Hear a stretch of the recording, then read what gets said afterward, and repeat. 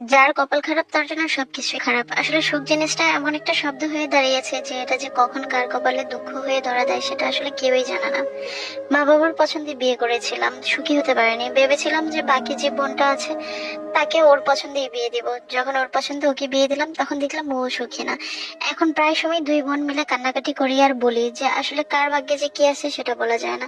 মা বাবা বিয়ে দিয়েছেন, ভাবলাম যে মা বাবা হয়তোবা ছেলে দেখেছেন কিংবা পড়াশোনা দেখেছেন কিংবা টাকা পয়সা বাড়ি ঘর দুয়ার দেখেছেন, মন দেখেননি, যার কারণে হয়তোবা সুখী হতে পারেনি। বোনটাকে সবসময় বলেছি তোকে তোর পছন্দেই বিয়ে দেব, তুই আমার মতো অসুখী হবে না।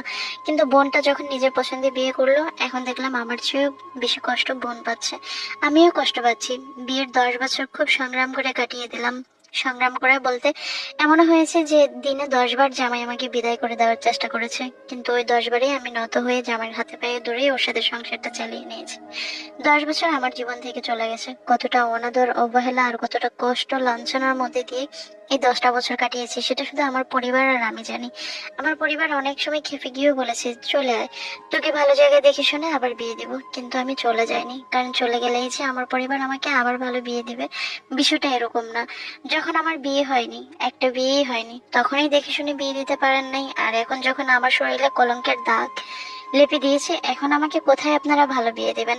ভালো বিয়ে দিবেন এটা যদি আগেই চিন্তা করতেন তাহলে ছেলেটার স্বভাব চরিত্র ভালো কিনা সেটা যাচাই বাছাই করে বিয়ে দিতেন। সেখানে যখন আপনারা ব্যর্থ হয়েছেন তখন আর আমি এখন দ্বিতীয়বার যখন সন্তান হয়ে গেছে, সংসার হয়ে গেছে, তখন চলে গেলে যে আমাকে কতটা ভালো বিয়ে দিবেন সেটা আমি খুব ভালো করেই জানি। বড় যেটা হয়তো বা বিবাহিত কোনো পুরুষের কাছেই আমাকে আবার পাঠাবেন, আমি তো সেভাবে সংসার করতেই চাই না। যার কারণে আমি সমস্ত লাঞ্ছনা, দুঃখ, দুর্দশা, কষ্ট আমি সব মেনে নিতাম। আমার হাজবেন্ড আমার সাথে এত বাজে ব্যবহার করতো, হয়তোবা অন্য কোনো মেয়ে হলে সংসারটাই করতে চাইতো না।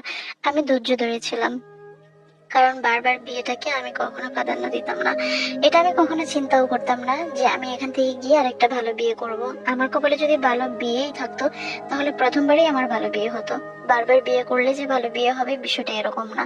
তবে হ্যাঁ, এখনকার সমাজে অনেক মানুষেরই দেখি যে 2 বিয়ে 3 বিয়েও হচ্ছে। সুখ জিনিসটা আসলে মানুষের জীবনে অনেক পরে আসে। অনেক মানুষ দ্বিতীয় বিয়ে করে খুব সুখে আছে, অনেক মানুষ দেখা যায় যে দ্বিতীয় বিয়ে করেও সুখে নাই। আমি আসলে বলতে পারবো না যে দ্বিতীয় বিয়ে করলে কি আসলে আমার সুখ হতো কিনা। আমি আমার সন্তানের দিকে তাকিয়ে সব কিছু বিসর্জন দিয়েছি। আমার সন্তান আমাকে যখন মা বলে ডাকে তখন আমার মনে হয় যে আমার হাজবেন্ড যে আমাকে যে কষ্টগুলো দিচ্ছে সেগুলো কিছুই না, এই সুখের কাছে সেগুলো সব মলিন, এরকমটাই মনে হয়েছে। বোনটাকে বিয়ে দিলাম তার পছন্দ করা ছেলেকে। তারা ভালোবেসেছে একে অপরকে 2 বছর। পরিবারকে জানানো হয়েছে, আমরাই ছেলেদের পরিবারের সাথে যোগাযোগ করার চেষ্টা করেছি, তারাও মেনে নিয়েছে। সুন্দর করে ধুমধাম করে বিয়েটা হয়ে গেল তাদের। কিন্তু বোনটা বিয়ের পরেই সবসময় কান্নাকাটি করে। মা বাবাকে সবসময় নিজের দুঃখ কষ্টের কথা শেয়ার করতে পারে না, কারণ বাবা মা অনেক বেশি কষ্ট পায় যখন ছেলে সন্তান অসুখী থাকে, যার কারণে বাবা মাকে সবকিছু বলা সম্ভব হয়ে ওঠে না। কিন্তু আমার কাছে সে ভালো মন্দ সবই বলে। আমি যেটুকু বুঝতে পারলাম যে হয়তো বা বাবা মা পছন্দ করে বিয়ে দিলে অন্তত পক্ষে বাবা মার কাছে সুখ দুঃখটা বলা যায়, কিন্তু নিজে পছন্দ করে বিয়ে করলে বাবা মার কাছে আর সেই সুখ দুঃখটা আর বলা যায় না যে আমি ভালো নেই কিংবা আমার স্বামী কষ্ট দিচ্ছে। তখন একটা উত্তর নিজের দিকে ছুড়ে দেয় সবাই, নিজেও দেখে শুনেই তো বিয়ে করলি, তাহলে সুখী হতে পারলে না কেন? আমার বোনটার এখন এই দশা। সে বুক ফুলিয়ে নিজের কষ্টের কথা কারো কাছে বলতে পারে না। এই পৃথিবীতে একমাত্র আমাকেই সে শুধু তার কষ্টের কথা বলে। মা বাবা ভাই বোন কারো কাছেই বাকিদের কাছে বলতে পারে না। আত্মীয় স্বজন তো অনেক পরের কথা। আত্মীয় স্বজন যখন জানে যে আমরা দুইটা বোনই অসুখী তখন তারা হয়তো বা মনে মনে অনেক খুশি হয়, কারণ আমি এই জীবনে আত্মীয় স্বজনের কাছ থেকে কোনো রকমের সাহায্য সহযোগিতা দেখিনি যে আত্মীয় স্বজন পাশে এসে একটা সান্ত্বনা দিয়ে কথা বলেছে। বড় জোর দোষ না করলেও তারা দোষী সাব্যস্ত করেছে, এমনটা বহুবার হয়েছে। এই জন্য আত্মীয় স্বজনকে কখনো হিসাবেও ধরে না, যার যার ভালো মন্দ নিয়ে তাদের বেঁচে থাকা।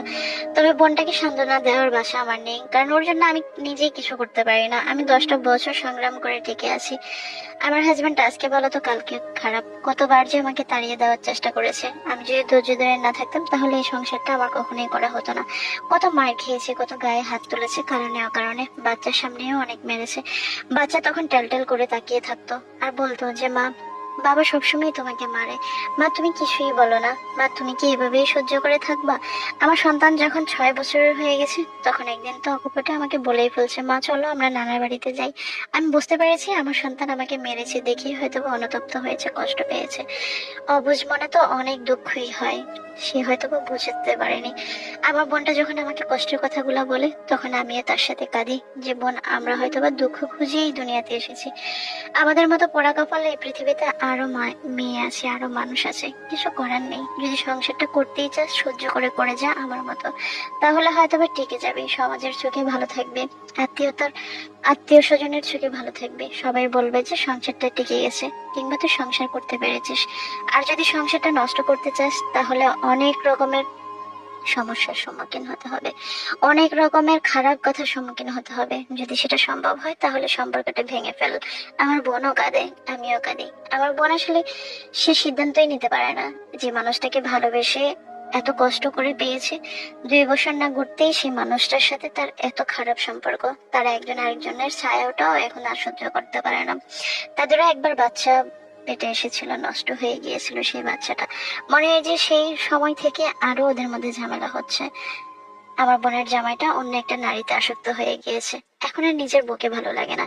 এখন পরনারীতে সে বিভোর হয়ে আছে। সে বুঝতেই পারছে না যে সে কোনটা অন্যায় করতেছে আর কোনটা সে ঠিক করতেছে। তার পরিবারও তাকে অনেকভাবে ঠেকানোর চেষ্টা করেছে, এখন তারাও নিরুপায়, আমার বোনও নিরুপায়। অপেক্ষায় আছে কোন দিন স্বামী ভালো হয়ে ফিরে আসবে।